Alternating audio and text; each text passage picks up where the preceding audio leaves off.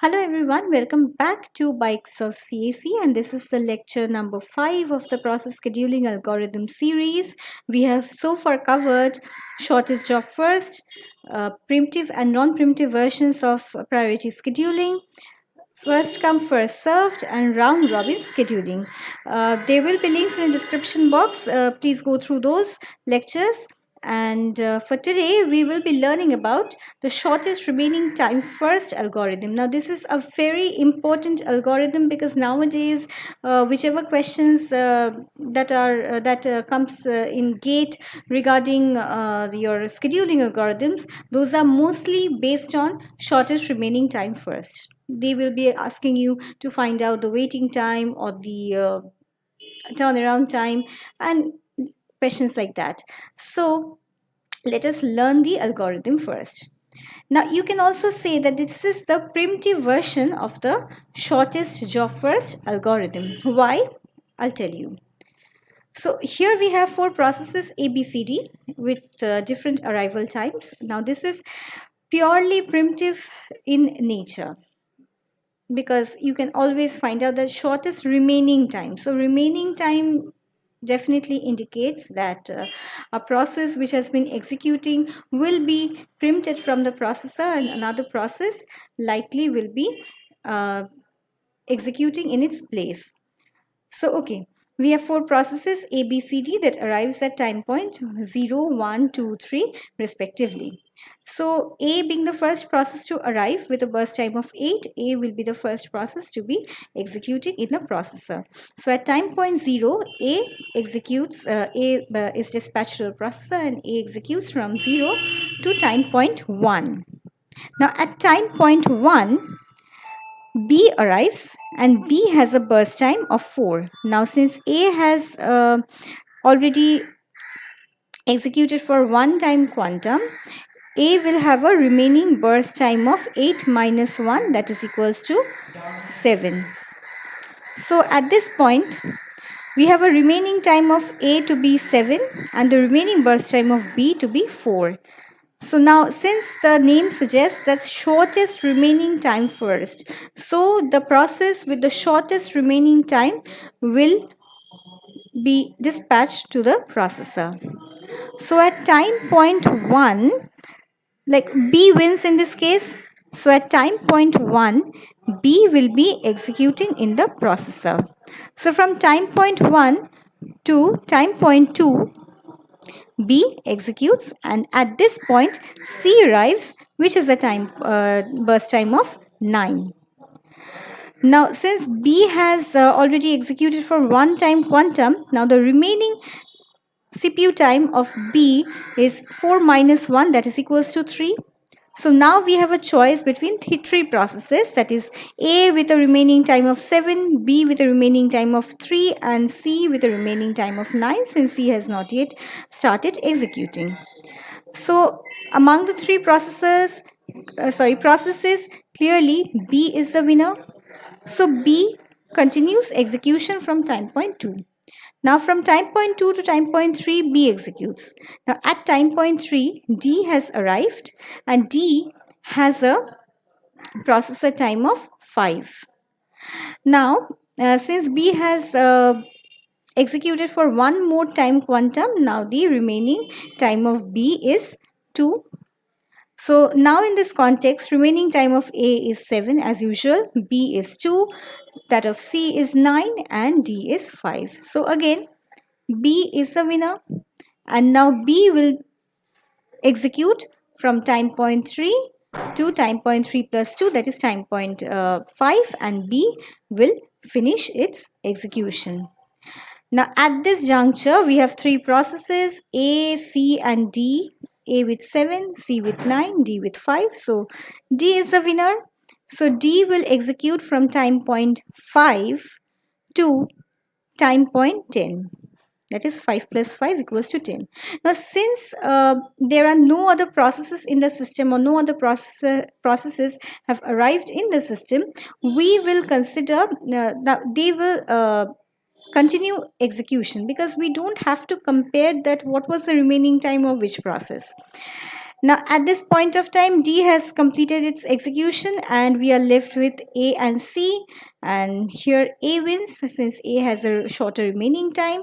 A executes from time point 10 to time point 17, and finally C executes from time point 17 to time point 17 plus 9, that is equals to time point 26. Now let us find out the waiting time of each process. Now A has waited, now this blue bar belongs to A. So A has executed once here and once here. So A had to wait from time point 1 to time point 10. So this is the wait time of A, that is equals to 9.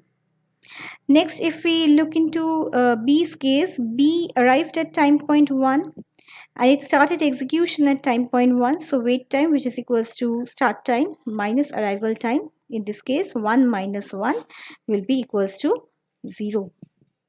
Next, C. C arrives at time point 2 and C starts executing at time point 17 here. So the wait time of C will be 17 minus 2, that is equals to 15. Next, D had arrived at time point 3 and D started executing at time point 5. So D will have a wait time of time point 5 minus 3, that is equals to time point 2. Now in order to compute the turnaround time of a process, we will using this formula wait time plus burst time, that is your turnaround time, because every time we don't have to look into the Gantt chart, you just find out the wait time and from that you will be able to find out the turnaround time.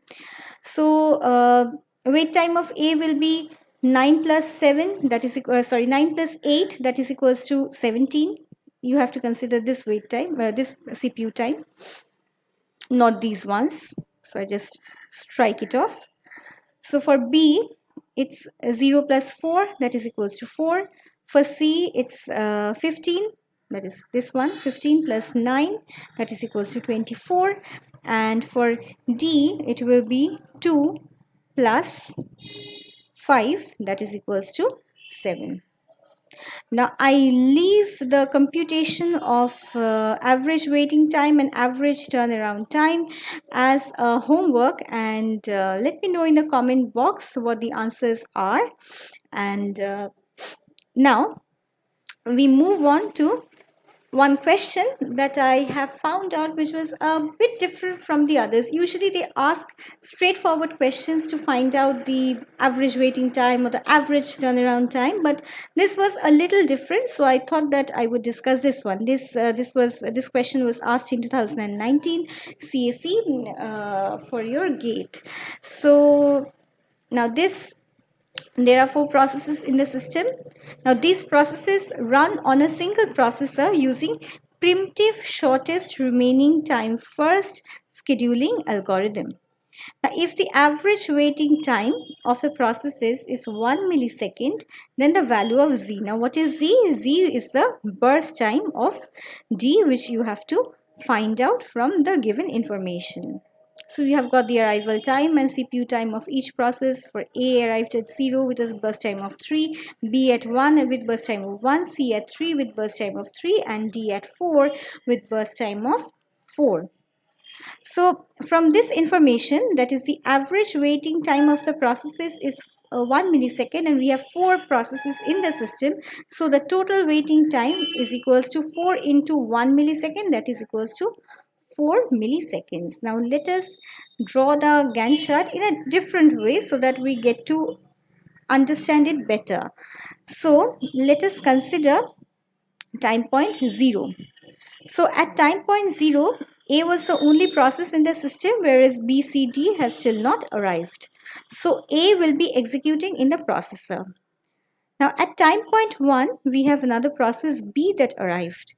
Now B has a burst time of 1, and since A has already executed for 1 time quantum, we have the remaining CPU time of A to be 2, and C and D have still not arrived. So now since B, like 1, is less than 2, so B will be getting the processor. At time point 2, B will be finished, and we have only one process left in the system, that is A, because C and D has still not arrived. C has arrived at time point 3. So A will again be executing from time point 2 to time point 3. Now C has arrived at time point 3. Now A had a remaining CPU time of 2, and since A executed from 2 to 3, now the remaining CPU time of A will be equals to 1. So at this point, since 1 is less than 3, A will continue execution, and A will execute from time point 3 to time point 4, and at time point 4 another process D has also arrived with some unknown burst time. Now we will consider this point. At this point, let us find out what is the total waiting time of the processes so far. Now as we see that A waited from time point 0 time point 1 to time point 2. This was the waiting time of A. A didn't execute at this time pointer, and C arrived at time point 3. So from time point 3 to time point 4, C has waited so far. So the waiting time so far will be 2 millisecond, right? Now let us consider that now we already have the information that C has a burst time of 3 and D has Z. Okay. Now between C and D we need to choose one process, and we are left with a waiting time of 4 minus 2, that is equals to 2 milliseconds. So whatever be the process that is chosen, the other process has to wait for 3 milliseconds. Now say for example C is the chosen process, like say Z, that is Z, is greater than 3. So in this case C will be chosen. Now if C be chosen, D has to wait for 3 milliseconds. So that makes the waiting time equals to 2 plus 3, that is equals to 5. So that violates whatever is given in the question. So in this case, Z will be chosen and C will have to wait for exactly 2 time quanta. So that makes Z equals to 2 millisecond. So that was all about shortest remaining time first algorithm. If you have any questions, any doubts, please let me know in the comment box. And there is a link given in description box which contains some questions regarding the process scheduling algorithm. I would highly recommend you to go through the link and try solving those questions. And please go through the other videos on scheduling algorithm. If you have watched this as a first video, you might not understand the waiting time, the average waiting time, or the average turnaround time. So that was all for today. Thank you. Thanks for watching.